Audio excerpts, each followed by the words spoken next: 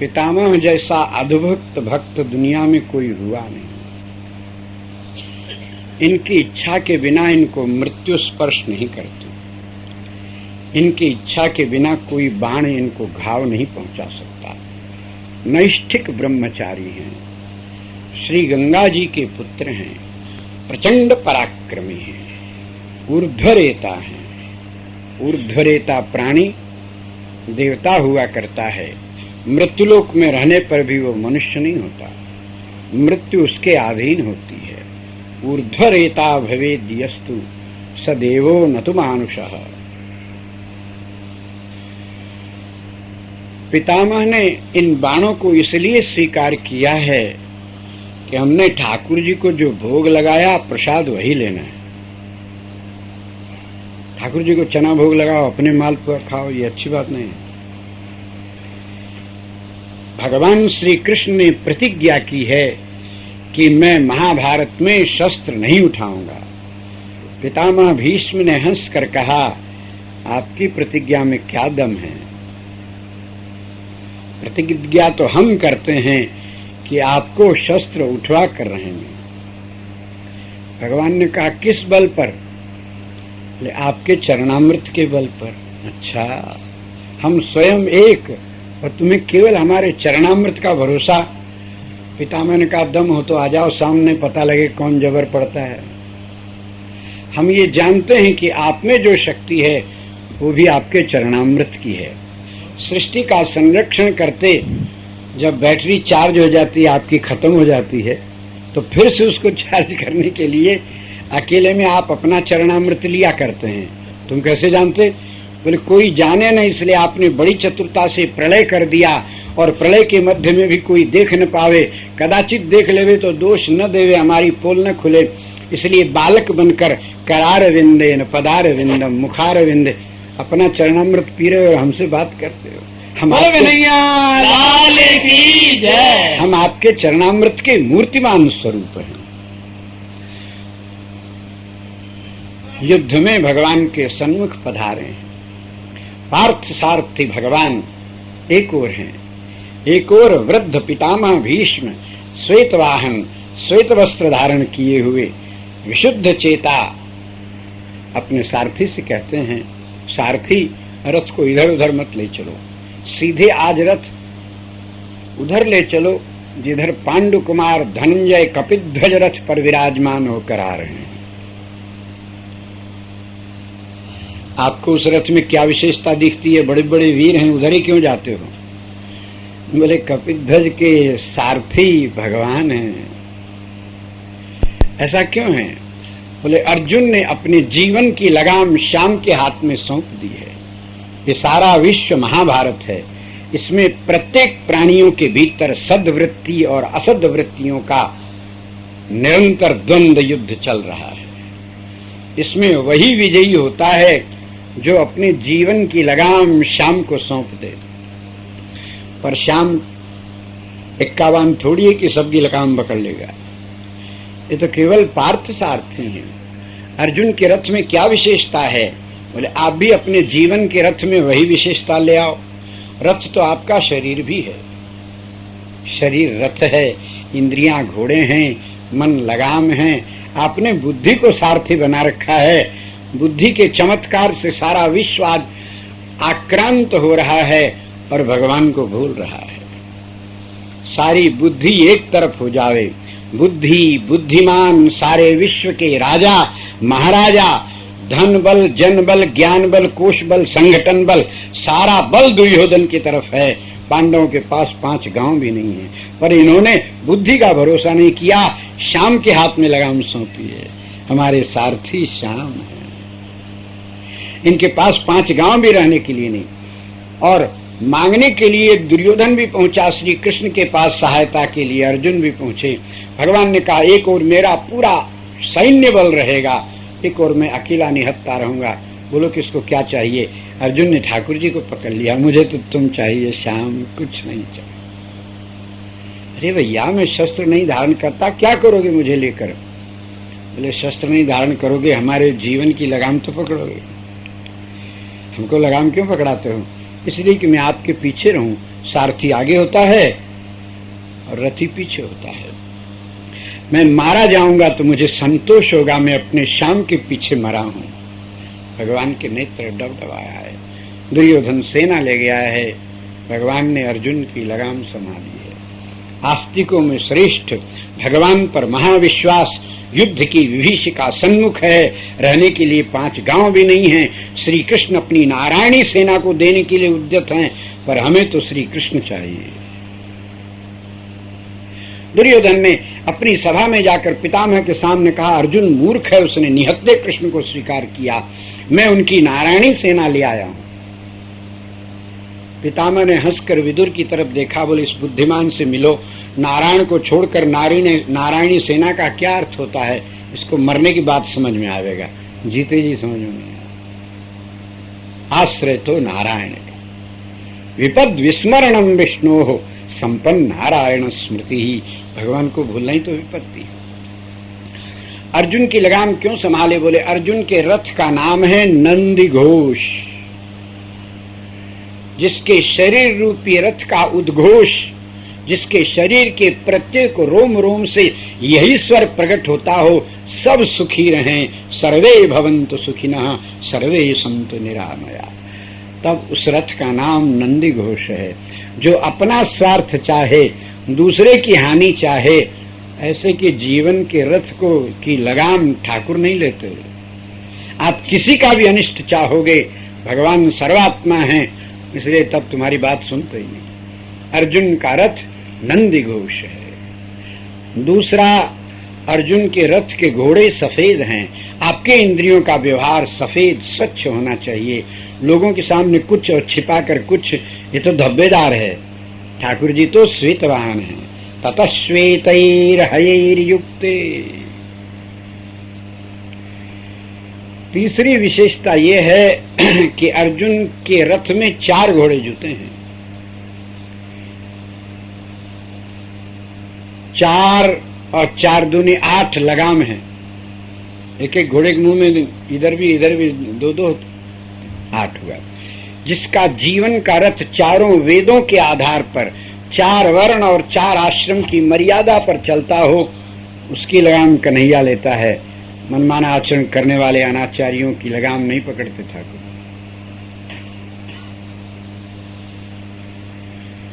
बाप रे बाप, इतनी विशेषता तो होना बहुत मुश्किल है कलिकाल में। तब कन्हैया हमारी लगाम कैसे पकड़े? बोले अच्छा, ये कोई गुण ना आ सकते हो तो अंतिम एक विशेषता उसको अवश्य स्वीकार करो, तो कन्हैया थाम लेगा। अंतिम विशेषता अर्जुन के रथ की ये है कि उसकी ध्वजा पर एक राम भक्त बैठा है। जिसके जीवन का रथ किसी राम भक्त की छाया में चलता है, उसकी लगाम कन्हैया ले लेता है। इसलिए अर्जुन के रथ की ओर ले चलो सारथी। आवत पांडु कुमार, वो देखो धनंजय आ रहे हैं। सामने मेरे प्राण जीवन सर्वस्व श्याम सुंदर विराजमान हैं, ले चलो। क्या करोगे? बोले ठाकुर जी की पूजा करेंगे। पितामह आप तो भूल गए, पूजा का सामान तो लाए ही नहीं। सारथी, पूजा का सामान क्या होता है जानते हो? बोले हाँ, घड़ी घंट होता है, चंदन होता है, फूलमाला होती है, जल होता है, कुछ भोग लगाने के लिए होता है, कुछ आरती करने के लिए होता है। बोले ये सब तो नपुंसकों की पूजा है, हम क्षत्रिय हैं। युद्ध भूमि में सारथी हमारे रथ को ले चलो, आज समर मध्य में हरि पूजन असठाऊं। कैसे पूजा करोगे? बोले धनुष की टंकार करके आवाहन करूंगा, श्याम इधर आओ, अत्रागच्छो, इधर पधारो। जब धनुष की टंकार सुनकर भगवान मेरी ओर आवेंगे तो शोणित कण अनभाई नाथ कहां, करोड़ों बाणों के द्वारा आसपास के सैनिकों को मारकर रक्त की धाराएं छूटेंगी और वो श्याम के ऊपर जब गिरेंगी तो मैं अपने कन्हैया को सहस्त्र धाराभिषेक कराऊंगा। इस प्रकार शोणित कण अनवाय नाथ कहां, रण रज बसन ओढ़ाऊं। और युद्ध भूमि में इतने घोड़े रथ दौड़ेंगे मेरे प्रचंड बाण के द्वारा प्राण लेकर, उनकी उड़ी हुई धूल रक्त रंजित श्याम सुंदर के ऊपर आवेगी तो केसरिया पोशाक से भी अधिक सुंदर छटा होगी। उसके बाद विशिख माल पहराऊं, अपने 1.25 लाख बाणों को एक साथ छोड़कर श्याम सुंदर के हृदय में बाणों की माला पहना दूंगा। बाण सब तो भीतर घुस जाएंगे, उनके पीछे वाले रंग बिरंगे पंख फरफर फरफर करेंगे तो लगेगा वनमाला धारण किए। और उसके बाद शंख बजा करके प्राण का नैवेद्य निवेदन करूंगा, प्राण निवेदन लाऊं। बोले फिर धनुष का बाजा बजाकर, आत्मा का दीपक जलाकर अपने लाला की आरती उतारूंगा, मेरे लाल को नजर न लगे किसी की। और फिर श्री हरि के चक्र सो चक्र प्रसाद ही पाऊं। फिर तो प्रसाद मिलेगा ना, श्री हरि के हाथ से चक्र का प्रसाद। हरि पूजन अस ठाऊं, ऐसी पूजा करूं। सारा इतिहास जानता है, सारा संसार जानता है, दोनों में जब द्वंद्व युद्ध हुआ है तो भगवान को चक्र उठाना पड़ा। अर्जुन व्यथित हो गया, अर्जुन के रोम रोम में बाण घुस गए, मूर्छा आने लगी, चक्कर आने लगा। तब ठाकुर जी सब सह सकते हैं, भक्त का अपराध नहीं सह सकते। अर्जुन को घायल देखकर श्याम क्रोध में लाल भये हैं और धाये रथ चक्र लेके रथ के पहिए को उठाया। और श्याम का संकल्प तो विराट रचना करता है, चक्र हाथ में घूमने लग गया। भीष्म पितामह ने कहा, कन्हैया प्रतिज्ञा किए थे चक्र ने, करके प्रतिज्ञा निज पित को कलंक दे।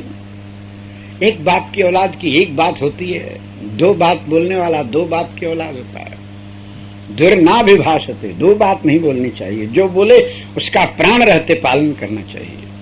ठाकुर जी ने कहा, 1 बात 2 बात की कौन कहे, हमारे तो हजारों बात हैं। कभी दशरथ जी बनते हैं, कभी खंबे से प्रकट होता हूँ, कभी कश्यप अदिति क्या, कभी वसुदेव देव की क्या, जाके एक बाप उसको बचावे लाज अपनी, मेरी कौन बात, मेरे बाप तो 1000 हैं। बोले अरे 1000 बाप वाले की बलिहारी अद्भुत लीला है भगवान की। पितामह अति मगन भय हैं। भीष्म पितामह प्रसन्न हो गए। पितामह ने सोचा, मैंने अपने श्री ठाकुर जी के श्रीअंग में बाणों का प्रहार किया, अब मुझे बाणों का प्रसाद चाहिए। प्रसाद भगवान नहीं देते, पुजारी देता है।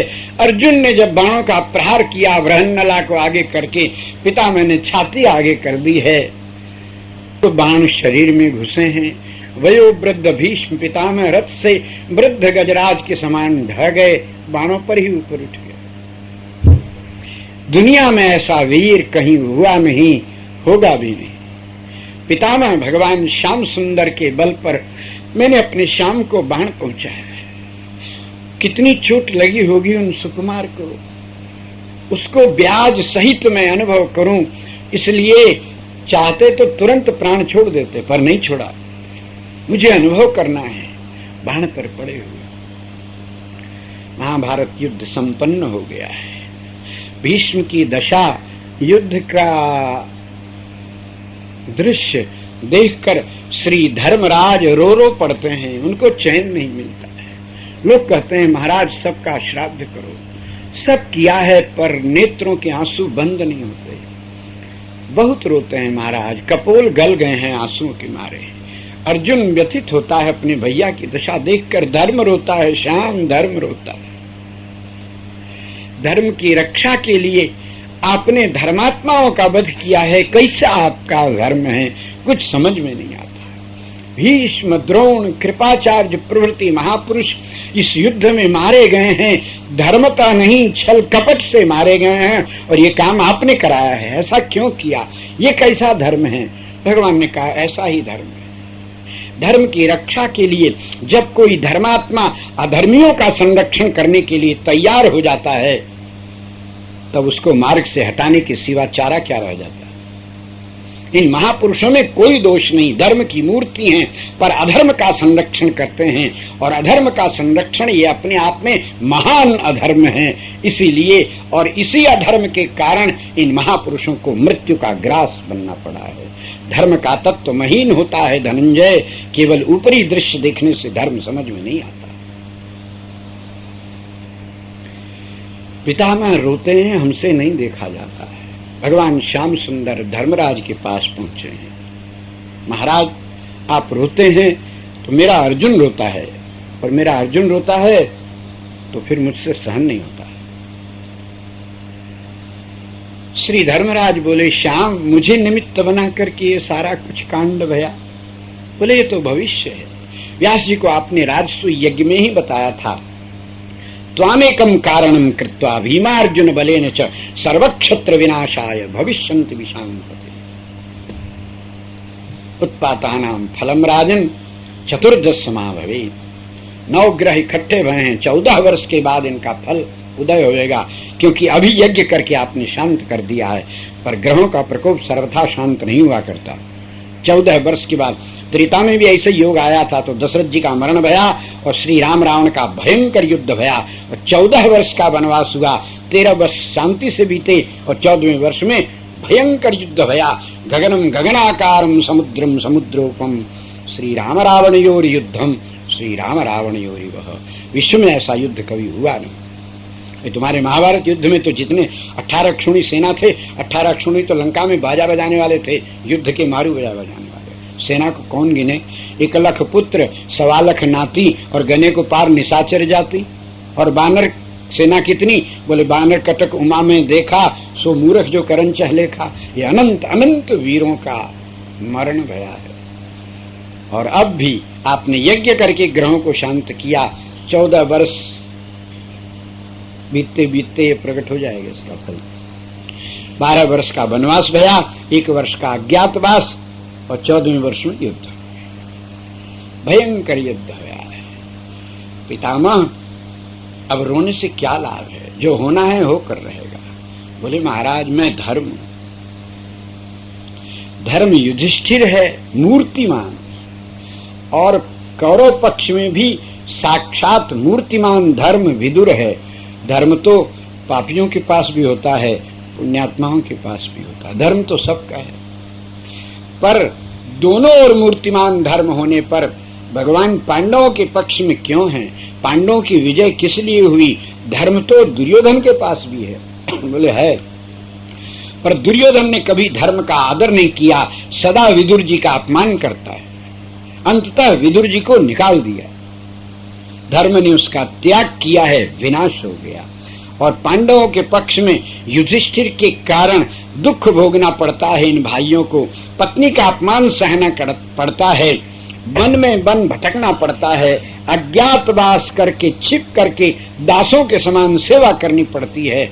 इतना होने पर भी ये कभी धर्म का राज का अनादर नहीं करते, लाख दुख होवे धर्म का अपमान नहीं करते। इसलिए श्री कृष्ण इनका पक्ष लेते हैं।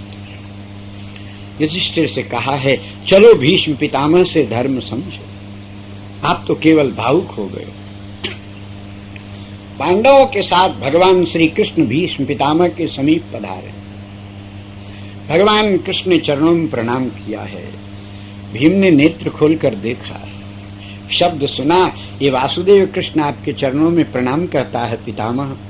आहा, सारी पीड़ा समाप्त हो गई स्वर सुनते ही। पीयूषमिष्ट वचनाय परात्पराय, अमृत से भी अधिक मीठा है वचन हमारे श्याम का। ये बोलता है तो मुर्दा जिंदा हो जाता है। मृतक जियावन गिरा सुहाई, श्रवण रंध्र भय उर जब आई, हृष्ट पुष्ट तनु भय।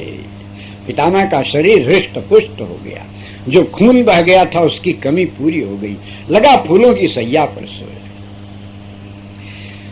नेत्र खोलकर देखा है, मोहन तुम आ गए, मैं तुम्हारी ही प्रतीक्षा कर रहा था।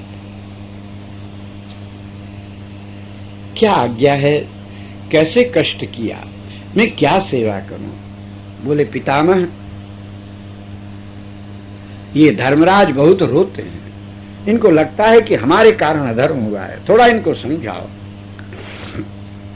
बोले बच्चा है अभी, भावुक है। फिर युधिष्ठिर रो पड़े हैं पितामह के चरणों को पकड़कर, पितामह ये क्या हुआ है?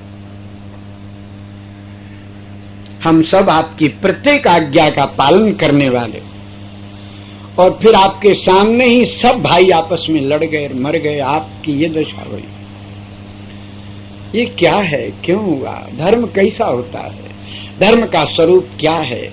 मनमाना लोगों ने धर्म का स्वरूप बना लिया है। संसार का सबसे पहला धर्म कौन सा है? जो शुद्ध, शांत और सनातन हो। आप तो वयोवृद्ध हैं, आपने देखा है, इसलिए आप बताओ सर्वश्रेष्ठ धर्म कौन सा है? सबसे पहला धर्म और सबसे श्रेष्ठ धर्म कौन सा है? ये दो मेरे प्रश्न हैं, इनका उत्तर दो। भीष्म पितामह ने कहा है, वत्स, सबसे पहला धर्म भागवत धर्म। बोलो भागवत भगवान की जय। वेदों में ऐसा लिखा है।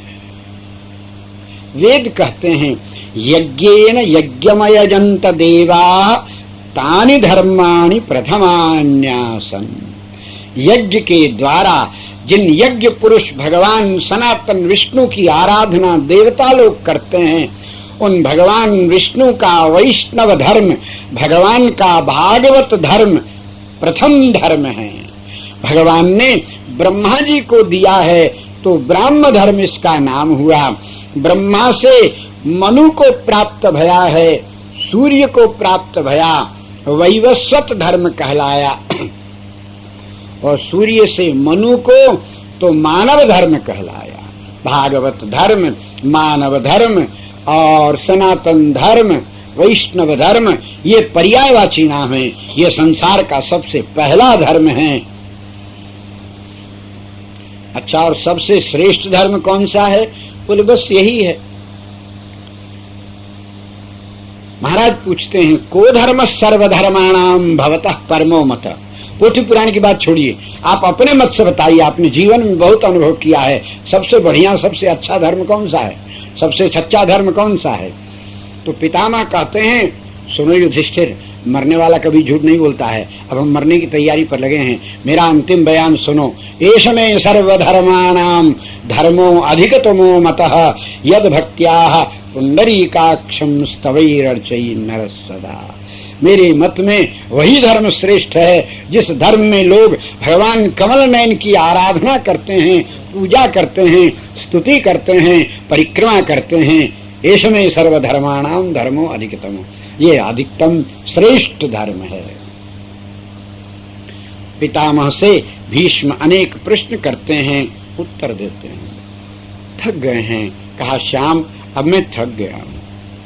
भगवान ने हंस कर देखा, बोले थकान मिटी? बोले तुम हंस दिए तो मिट गई। बोले अब और कहो। ऐसे बार बार मुस्कुरा मुस्कुरा कर, कृपा दृष्टि से देख देख कर भीष्म के मुख से भगवान ने सनातन धर्म का उपदेश दिया है। महाभारत का शांति पर्व इसी से भरा पड़ा है। जब युधिष्ठिर का शोक मोह दूर हो गया, तब भीष्म पितामह ने कहा, श्याम अब मेरी शंका का समाधान आप करो। भगवान ने कहा, पितामह आप तो धर्म के स्वरूप हैं, आपको कैसी शंका होगी, और मैं बच्चा हूं, मैं आपका क्या समाधान करूंगा? बोले नाटक रहने दो, आप बच्चे हो कि सबके दादा हो, मैं पहचानता हूं, इसलिए जो मैं पूछूं उसका उत्तर दो। अच्छा पूछो। बोले एक तो ये बताओ कि मैं नैष्ठिक ब्रह्मचारी ऊर्ध्वरेता, जीवन में मैंने कोई पाप किया नहीं, मन से भी, और बिना पाप के तो दुख होता नहीं। मेरे शरीर में इतने बाण घुसे हैं, ये किस पाप का परिणाम है? भगवान ने कहा, आपने पाप तो नहीं किया है, पर द्रौपदी का पराभव देखा है, उसी का परिणाम है। करता एक है और पाप 5 को लगता है। करने वाले को, कराने वाले को, देखने वाले को, अनुमोदन करने वाले को पंचैते पात की स्मृता है। आपने द्रौपदी का अपमान देखा है, नारी का अनादर देखने का ये आपको नरक नहीं जाना है, मुक्ति पद प्राप्त करना है, तो ये किए हुए पाप का, देखे हुए पाप का परिणाम अगले जन्म में तो होना नहीं। इसलिए इसी जीवन में आपके शरीर में इतने बाण घुसे हैं जितनी द्रौपदी के आंसुओं का ब्याज सहित चुकाया जा सके। पितामह संतुष्ट है। बोले बस कन्हैया एक शंका और। बोले हाँ बताओ। बोले मेरी इच्छा मृत्यु है, मैं मरना न चाहूं तो नहीं मर सकता प्रलय पर्यंत, और चाह करके मरे तो आत्महत्या लगती है। अब मैं क्या करूं? मरने की इच्छा करूं तो आत्महत्या का पाप लगेगा। और न मरूं, तुम कहो तो ऐसे ही बाणों पर सदा लेटा रहूं, प्रलय तक लोग दर्शन करते रहें। भगवान ने कहा आप मरो, मेरे कहने से मरो, अपनी इच्छा से नहीं, तो आपको पाप नहीं लगेगा। आपके कहने से क्यों मरूं, क्या फायदा? बोले जो चाहोगे सो ही फायदा। बोले मैं चाहता हूं कि मैं आपके कहने से मरने का संकल्प करूंगा, पर आप मेरे पांव के पास आकर खड़े हो जाओ। भगवान पितामह के चरणों के पास आकर खड़े हो गए, हाथ जोड़कर। बोले ना ना ना, हाथ जोड़ना नहीं, मंद मुस्कुराते रहो और चतुर्भुज हो जाओ, ताकि आप इतने प्यारे लगते हो कि मुझे भगवान तो कम लगते और अपने पौत्र अधिक लगते हो। गोद में लेकर दुलार करने का मन करता है। और ऐसे में मरूंगा तो न तो ब्रह्मतया मने, ब्रह्म बुद्धि नहीं रहेगी तो अटकूंगा मोहन। इसलिए थोड़ा चतुर्भुज हो जाओ तो ये पता लगे कि मेरे सामने मेरे भगवान खड़े। भगवान ने मुस्कुराया है, चतुर्भुज हुए हैं। देखा अपने भक्ति का प्रभाव, चरणामृत का प्रभाव। भगवान चरणों के पास में खड़े हैं और पिता में जो कहते हैं सो करते हैं। भगवान ने चतुर्भुज रूप धारण किया है। गगन में संपूर्ण देवता, ऋषिन्द्र, मुनीन्द्र, अमलात्मा, बद्रिकाश्रम से 3.5 करोड़ सिद्ध इंद्र मुनीन्द्र पहुंचे भीष्म का महाप्रयाण देखने के लिए। ये कैसे शरीर छोड़ेंगे, देखना है, इनका महाप्रयाण देखना है।